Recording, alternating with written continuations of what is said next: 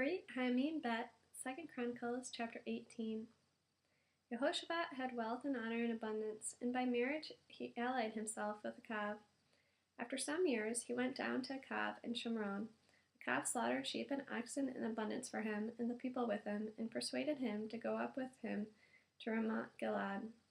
Achav, king of Israel, said to Yehoshaphat, king of Yehudah, "Will you go with me to Ramoth-Gilead?" He answered him, "I am with you all the way. Think of my troops as yours.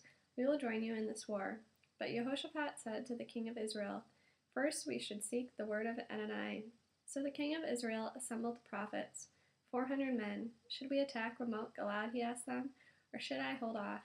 They said, "Attack. God will hand it over to the king." But Yehoshaphat said, "Besides these, isn't there a prophet of Adonai here that we can consult?" The king of Israel said to Yehoshaphat, "Yes, there is still one man through whom we can consult Adonai, but I hate him, because he never prophesies anything good for me, only bad. It's Micaiah, the son of Yimlah." Yehoshaphat replied, "The king shouldn't say such a thing." Then the king called an officer and said, "Quickly, bring Micaiah, the son of Yimlah." Now the king of Israel and Yehoshaphat, the king of Yehudah, were each sitting on his throne, dressed in their royal robes. They were sitting in a threshing floor at the entrance to the gate of Shomron, and all the prophets were there, prophesying in their presence.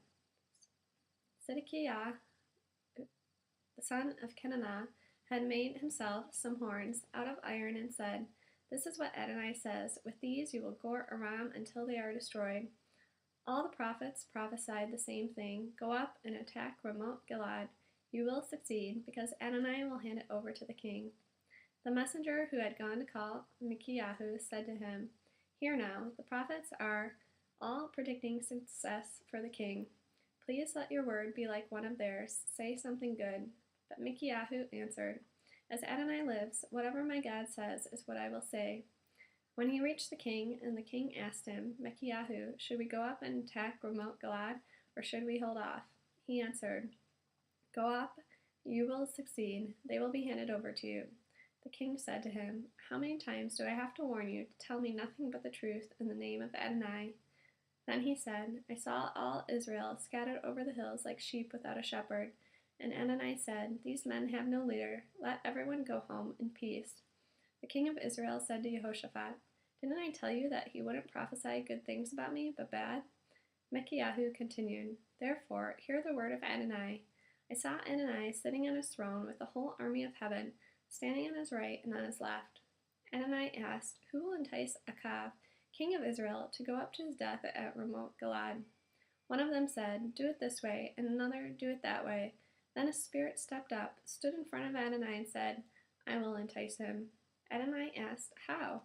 He answered, 'I will go and be a deceiving spirit in the mouths of all his prophets.'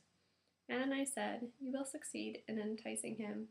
Go and do it.' So now Adonai has put a deceiving spirit in the mouths of these prophets of yours. Meanwhile, Adonai has ordained disaster for you." Then Zedekiah, the son of Kenanah, came up, slapped Micaiah in the face, and said, "And how did the spirit of Adonai leave me to speak to you?" Micaiah said, "You'll find out the day you go into an inside room, trying to hide."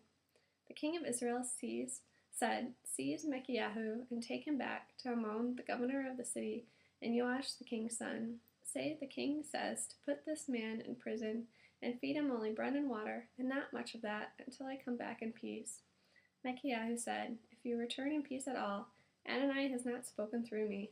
Then he added, "Did you hear me, you peoples, all of you?" So the king of Israel and Yehoshaphat, the king of Yehudah, went up to Ramoth-Gilead. The king of Israel said to Yehoshaphat, "I will disguise myself and go into battle, but you put on your robes." So the king of Israel disguised himself and went into battle. Now the king of Aram had ordered his chariot commanders, "Don't attack anyone of either high or low rank, only the king of Israel."